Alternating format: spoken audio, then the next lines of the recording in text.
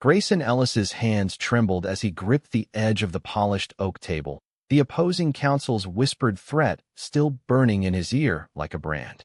Drop the case or your little secret with Joseph goes viral by morning. Every partner at Ellis & Crow will know exactly who you really are. In that instant, the ambitious young lawyer realized his carefully constructed life in Chicago was about to shatter, forcing him to confront the very identity he had buried since law school. The courtroom in the Richard J. Daley Center hummed with the usual midday tension, reporters scribbling notes, the judge adjusting his glasses, the jury shifting in their seats. Grayson was only 28, already the youngest senior associate at one of the city's most prestigious firms, known for winning impossible corporate defenses. Today, he represented a small family-owned tech startup against a tech giant accused of stealing trade secrets. On paper, it was just another high-stakes battle. Behind the scenes, it had become something far more personal. He glanced across the aisle at Victor Lang, the silver-haired litigator from the opposing firm. Victor's smile was polite for the jury, but his eyes carried the cold certainty of a man who held all the cards. How had he found out? Grayson's mind raced back to last weekend, Joseph's laugh echoing in the quiet corner booth of that little Italian place on Taylor Street, their fingers brushing under the table because they still believed no one was watching. Apparently, someone had been. The judge called for closing arguments to begin after lunch. Grayson nodded mechanically, but his pulse hammered so loudly he could barely hear the gavel. He slipped out into the marble hallway, phone already in hand. Joseph picked up on the first ring. "Hey, how's my favorite courtroom warrior?" The warmth in that voice almost broke him. Grayson leaned against the cool wall, eyes closed. "We need to talk. Tonight." "It's bad." Back inside, the afternoon session dragged. Grayson delivered his points with the precision that had built his reputation, methodical, calm, unshakable. Yet every time he met Victor's gaze, he felt the invisible noose tightening. When court recessed at 4, Grayson gathered his files and headed for the elevator. His phone buzzed with a text from his mother in suburban Indiana. "Your father and I are so proud of you, honey. When are you bringing home a nice girl? The neighbors keep asking." He deleted it without replying. That evening, Joseph waited in their apartment overlooking the river, 2 glasses of red wine already poured.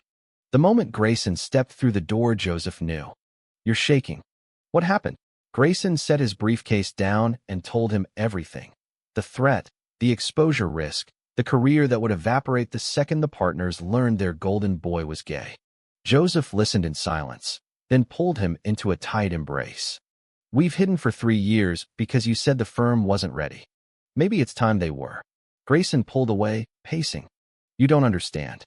My parents still think I'm the straight son who'll give them grandkids.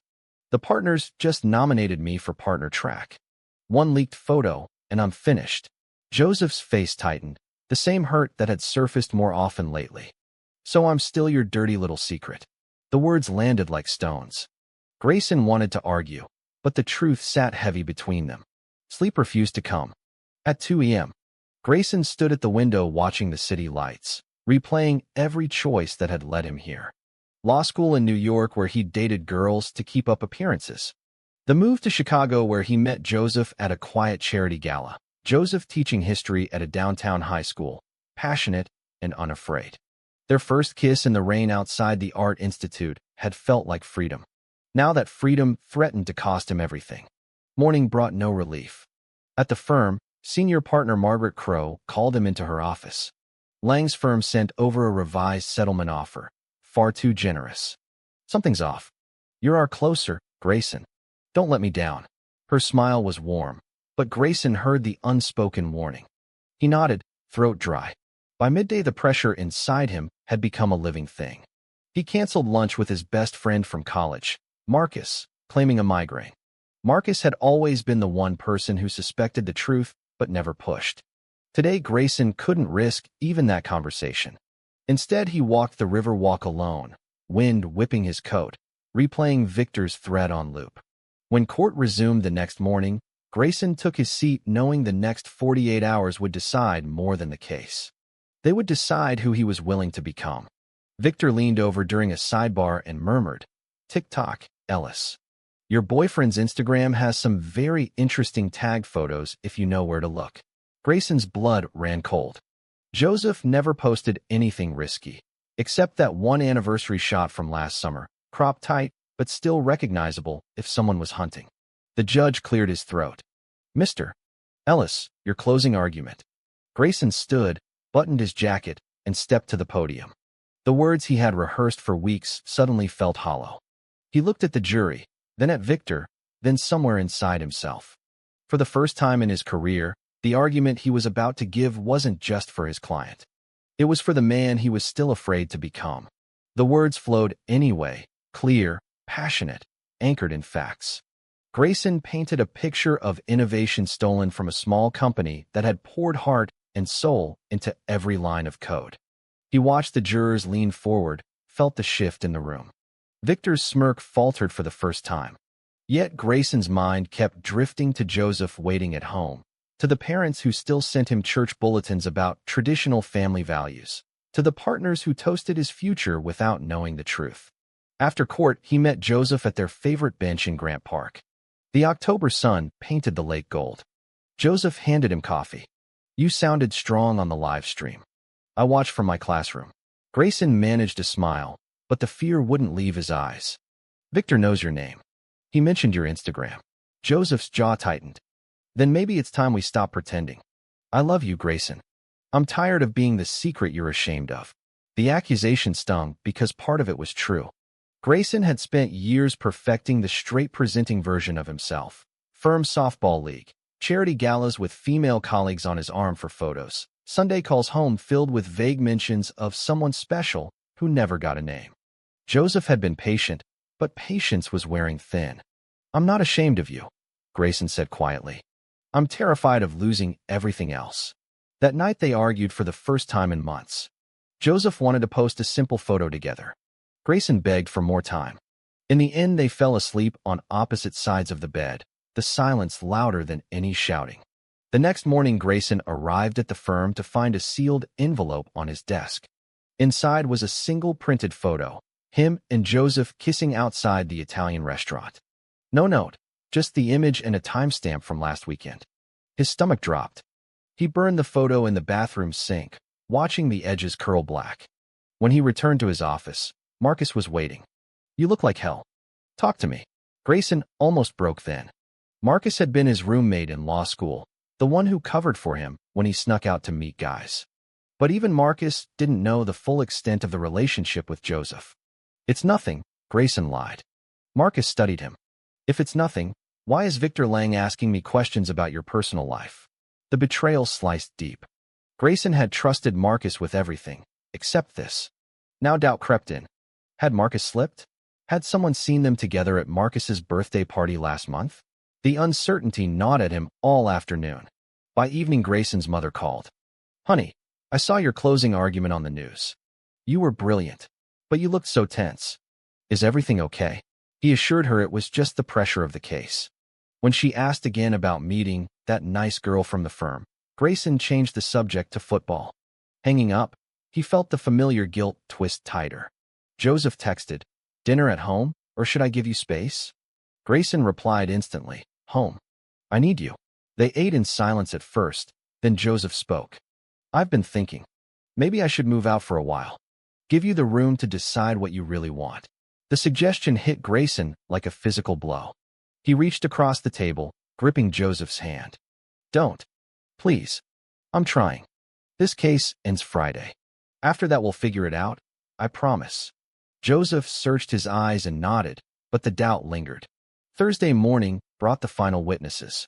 Grayson cross-examined the opposing expert with surgical precision, yet every question felt like a countdown. Victor watched him the entire time, calm as a shark. During the lunch break, Grayson stepped onto the rooftop terrace for air. His phone rang, unknown number. He answered. A distorted voice said, Nice speech yesterday. Your parents would be so disappointed. End the case quietly, or the photo goes to every partner and your mother's church group. The line went dead. Grayson's knees buckled. He slid down against the concrete wall, head in hands. For the first time, he considered throwing the case, deliberately tanking his own argument to protect the life he had built. The thought sickened him, but the alternative terrified him more. When he returned to court, His hands shook so badly he spilled water across the table. The judge raised an eyebrow. Victor smiled. That evening Joseph cooked pasta, trying to keep things normal. Grayson barely ate. Finally, he confessed the latest threat. Joseph set his fork down. This is blackmail. We should go to the police, to the bar association, anything. Grayson shook his head. It'll blow up publicly. My career ends either way. Joseph stood, voice rising. So you'll let him win? You'll let fear keep us in the closet forever. The argument escalated until Joseph grabbed his coat. I love you, but I won't be your secret anymore. Call me when you're ready to fight for us. The door slammed. Grayson sat alone in the dark apartment, the city lights blurring through tears. Every decision he had made to protect himself now isolated him. He thought about his father's proud voice the day he passed the bar. My son, the lawyer. He thought about Joseph's quiet strength, the way he listened without judgment. Somewhere between those two truths lay the man Grayson was becoming, or the man he was too afraid to be. Sleep came in fragments. At dawn he dressed in his sharpest suit, looked in the mirror, and made a choice. Today he would deliver the closing argument of his life, not just for the client, but for the future he refused to let fear steal. Friday morning the courtroom felt smaller, the air thicker. Grayson took his place at the table, heart steady for the first time in days. Victor leaned over during preliminaries.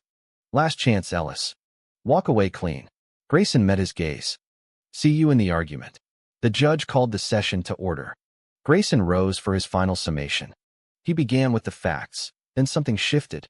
He spoke of courage, not the courtroom kind, but the quiet courage of living truthfully when the world demanded silence. The jury listened, rapt. Victor's face darkened. When Grayson finished, the room stayed silent for 3 full seconds before applause broke from the gallery. The judge banged the gavel, but the energy had changed. Outside, reporters swarmed. Grayson answered a few questions, then slipped away. Joseph was waiting on the courthouse steps, eyes red but determined. I saw the live stream. You were incredible. Grayson pulled him into a hug right there on the steps, cameras flashing around them. For the first time, he didn't care who saw. I'm done hiding, he whispered. Whatever happens next, we face it together. The verdict came back that afternoon. Full victory for Grayson's client. Victor approached afterward, jaw tight. You got lucky. Grayson smiled for the first time in weeks. No luck. Just truth. Victor walked away without another word. The fallout began immediately. By evening, Margaret Crowe summoned him. The partners saw the footage. The hug on the steps. We need to talk. Grayson's stomach dropped, but he walked in head high. Margaret closed the door. We don't care who you love, Grayson. We care about winning. You just won big. The partnership vote is next month. Don't give them a reason to doubt you again. Relief flooded him so strongly his knees nearly buckled. His mother called at 9. We saw the news, honey. Who was that young man? Grayson took a deep breath and told her everything. Joseph, the 3 years, the fear, the love. Silence stretched across the line. Then his mother's voice, soft. We raised you to be honest. If he makes you happy, that's what matters. Your father will need time, but we love you. Tears stung Grayson's eyes. The acceptance he had feared for years arrived in the simplest words. Marcus showed up at the apartment later with beer and takeout. I never told Victor anything. He must have had you followed. I'm sorry I didn't push harder. They talked until midnight. Real talk, the kind friends share when masks finally come off. Grayson realized how much energy hiding had cost him. Joseph moved back in fully that weekend. They spent Sunday walking the lakefront, fingers openly intertwined. For the first time, the city felt like theirs, not a place they had to navigate in shadows. Yet Grayson knew the battle wasn't over. A week later, an anonymous email arrived at the firm. Another photo, older, grainier. Margaret handled it quietly, but the message was clear. Someone inside still wanted him gone. Grayson refused to flinch. He requested a meeting with the entire partnership. Standing at the head of the long table, he addressed them directly. I'm gay. I'm in love. And I'm still the lawyer who just won the biggest case this firm has seen this year. If that's a problem, fire me. If not, let's keep winning. The room stayed silent. Then one partner started clapping. Soon the entire table joined. Margaret smiled. Welcome to the future, Grayson. life settled into a new rhythm. Joseph introduced him to colleagues at school events. Grayson brought Joseph to firm dinners. The stares faded faster than he expected.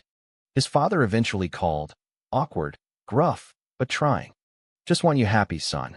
Yet the person who had threatened him remained unknown. Grayson hired a private investigator. Clues pointed toward a junior associate jealous of his rapid rise. Evidence gathered quietly. 1 month after the trial, Grayson confronted the associate in the copy room. "I know it was you. The photos, the calls." "What?" The young man crumbled. "You had everything handed to you. I thought if you fell, I'd get your spot." Grayson didn't call security. Instead, he offered a choice: resign quietly or face the bar. The associate chose resignation. That night, Grayson and Joseph celebrated quietly on their balcony. "You fought for us," Joseph said, kissing him softly. Grayson pulled him closer. "I fought for me too. Turns out they're the same thing." Winter arrived with its first snow. Grayson stood at the window watching flakes drift past the city lights, Joseph's arms around his waist. The boy who had once been terrified of his own reflection now saw a man who had chosen courage over comfort, love over fear. The journey had cost him sleep, friendships, and nearly his career, but it had given him something priceless: himself. Spring brought new beginnings. Grayson's partnership became official in a quiet ceremony at the firm. Joseph sat in the front row, proud and openly affectionate. Later that evening, they hosted a small dinner. Marcus, a few close colleagues, Joseph's sister from Milwaukee. Laughter filled the apartment for the first time without restraint. Grayson realized happiness wasn't something he had to earn by hiding. It arrived when he stopped running. Yet growth is rarely linear. One evening, Joseph came home quiet. "My students asked about you today. I told them the truth, that you're my partner, and I'm proud." One kid said his parents might not like it. Joseph's voice cracked. "I remember being that kid, scared every day." Grayson held him, understanding the ripple effects of their visibility. They began volunteering together at a local LGBTQ youth center, sharing their story in small ways that felt meaningful. Grayson's mother visited Chicago for the first time since the revelation. She hugged Joseph tightly at the airport. "You make my son smile the way I always hoped someone would." The weekend passed with museum visits and home-cooked meals. On the last night, she pulled Grayson aside. "I was wrong to push the girl next door dream. Forgive me." He did, completely. Work brought new challenges. A pro bono case landed on his desk, an LGBTQ teacher facing discrimination at a suburban school. Grayson took it personally. Late nights became normal again, but this time Joseph understood. They argued less and supported more. One particularly grueling week, Joseph surprised him with a weekend getaway to Door County. They walked the frozen shoreline, talked about the future, maybe marriage, maybe kids through adoption. For the first time, those dreams felt possible. The private investigator called with final confirmation. The former associate had moved to another firm and was spreading rumors. Grayson chose not to pursue further. "Let him carry his own bitterness," he told Joseph. "We're done letting other people's fear define us." Summer arrived with its humid heat.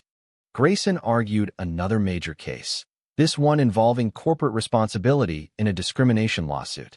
The opposing counsel was younger, aggressive, but lacked Victor's experience. Grayson won again. This time the victory felt different, not desperate defense of a secret life, but celebration of an authentic one. On their third anniversary, Joseph proposed on the rooftop where Grayson had once contemplated throwing everything away. No grand gesture, just a simple ring and the words, "I want every tomorrow with you." Grayson said yes before the question finished. The kiss that followed tasted like every hard-won moment. Planning the wedding brought its own small battles. Grayson's father still struggled with certain terminology, but showed up to cake tastings and smiled at photos. Marcus became best man. The guest list grew to include colleagues who had once only known the polished, closeted version of Grayson. Each RSVP felt like another layer of armor falling away. One quiet evening, Grayson sat at his desk writing thank you notes. He paused, looking at the framed photo of him and Joseph on the courthouse steps, the image that had nearly ended everything and instead began it all. He realized the greatest defense he had ever delivered wasn't in any courtroom. It was the daily choice to live openly, to love fiercely, to accept himself without apology. The threats had stopped. The whispers had faded. In their place stood a life that felt honest, connected, and full. Grayson turned off the desk lamp and joined Joseph in bed. "Thank you," he whispered. Joseph smiled sleepily. "For what?" "For refusing to let me hide." They fell asleep tangled together, the city humming softly outside. Fall returned, bringing the wedding. The ceremony took place in a small lakeside venue north of the city, simple, elegant, surrounded by friends and family who had walked the journey with them. Grayson stood under an arch of autumn leaves, heart steady as Joseph walked down the aisle. When they exchanged vows, Grayson spoke of the courtroom where fear had once ruled him, and the man who taught him courage wasn't about winning every case, but about showing up as your true self. Joseph's voice shook only once, when he said, "You chose us when it was hardest. I'll choose you every day after." The reception spilled laughter and dancing into the night. Grayson's father danced with Joseph, awkward but genuine. His mother wiped tears and hugged them both. Marcus gave a toast that had the room roaring. To the lawyer who finally won the most important case, his own happiness. Life after the wedding settled into a rhythm both new and deeply familiar. They bought a house in a quiet neighborhood with a backyard big enough for future dogs and maybe kids. Grayson mentored young associates at the firm, openly discussing work-life balance and authenticity. Joseph continued teaching, now advising the school's new LGBTQ alliance. Yet challenges never fully disappeared. A distant relative posted a passive-aggressive comment online about traditional marriage. Grayson's instinct was still to hide, but Joseph gently reminded him they no longer owed the world silence. Together they responded with grace and facts. The comment faded, their peace remained. One crisp November morning Grayson received a call from Victor Lang. The old opponent sounded tired. "I saw the wedding photos. You won more than that case, Ellis." The conversation was brief but civil. Victor admitted the threats had been a low point driven by his own failing marriage and misplaced anger. He wished them well. Grayson hung up feeling the last chain of the past release. Christmas that year was their first as husbands. They hosted both families. Snow fell outside while inside the house glowed with lights and conversation. Grayson watched Joseph carving turkey, laughing with his father, and felt a profound gratitude. The boy who once trembled in court now stood tall in his own home, loved exactly as he was. New Year's Eve they stood on their balcony again, champagne in hand. 3 years ago I was terrified on this exact spot, Grayson said. Joseph leaned against him. And now I'm exactly where I'm supposed to be. They kissed as fireworks lit the sky, the city celebrating below. The months that followed brought professional milestones. Grayson argued before the Seventh Circuit and won. Joseph published an article on inclusive education that gained national attention. They traveled to New York for their honeymoon, walking the same streets where Grayson had once hidden who he was. This time he held Joseph's hand proudly through Times Square. Spring brought the news they had been hoping for, approval for adoption. The paperwork was daunting, but so was every important thing they had faced. They attended classes, prepared the nursery, and leaned on each other through every uncertainty. On a warm, May evening Grayson stood in the future nursery, paint roller in hand. Joseph wrapped arms around him from behind. "Remember when you thought loving me would ruin your life?" Grayson laughed softly. "Yeah. Turns out it saved it." They finished painting together, the walls a soft blue that felt like possibility. Summer arrived with the adoption finalization. They brought home their daughter, a bright-eyed 3-year-old named Lila who had already stolen their hearts during visits. The first night at home felt surreal. Tiny pajamas, bedtime stories, the quiet wonder of becoming fathers. Grayson rocked Lila to sleep while Joseph watched from the doorway, both of them overwhelmed by the same thought. This was the life they had fought to build. The years unfolded gently after that. Lila started kindergarten. Grayson made partner and began teaching a class at Northwestern on ethics and law. Joseph became department chair at his school. They attended PTA meetings, coached soccer, hosted barbecues where neighbors never questioned their family. The old fears became distant memories, stories they told Lila when she was old enough to understand that love comes in many forms and courage means living it openly. One autumn afternoon Grayson stood outside the same courthouse where his life had nearly ended. A young lawyer approached him, nervous, closeted, seeking advice. Grayson recognized the fear in those eyes because it had once lived in his own. He took the young man for coffee and shared the truth. The cost of hiding is higher than the cost of truth. The lawyer left with new hope. Grayson smiled, knowing the cycle of fear could be broken one conversation at a time. That evening, he and Joseph sat on the porch swing, watching Lila chase fireflies. Joseph took his hand. "Still happy you took the risk?" Grayson kissed his husband's temple. Every single day. Life wasn't perfect.